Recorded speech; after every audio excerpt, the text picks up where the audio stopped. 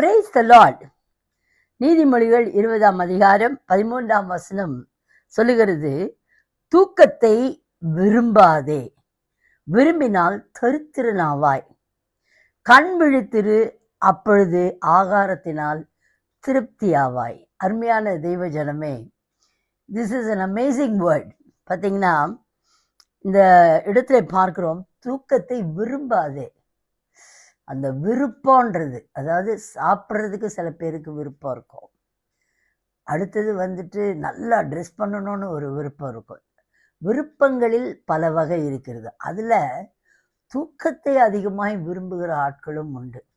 இன்னும் கொஞ்சம் உறங்கட்டும், இன்னும் கொஞ்சம் கால் அப்படியே முடக்கி கையை அப்படி இது பண்ணி தே என்ஜாய் ஸ்லீப்பிங்.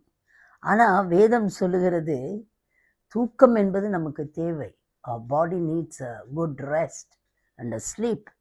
அதே வேளையிலே நாம் அதை விரும்பாதபடி ஜாக்கிரதையாக இருக்க வேண்டும் என்று சொல்லுகிறது.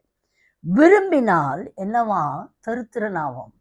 தூங்கிட்டே இருந்தால் நம்மளுக்கு எப்படி பழப்பு? வேலை செய்ய மாட்டோம், வருமானம் இருக்காது, எல்லாமே காலி ஆகிடும்.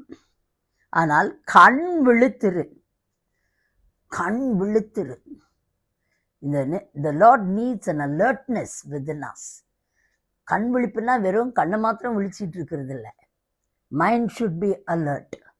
Everything within us should be alert for the move of God in our life. ஆண்டவர் எதை விரும்புகிறாரோ அதை செய்ய நாம் ஆயத்தமாக இருக்க வேண்டும். அப்பொழுது ஆகாரத்தினால் திருப்தியாவாயாம். பாருங்க, சாப்பாட்டுக்கு பஞ்சமே இருக்காது. திருப்தியாய் சாப்பிட்டு கண் விழித்திருக்கும் போது திருப்தியாய் தேவனை ஆராதித்து சந்தோஷமாய் இருக்க முடியும்.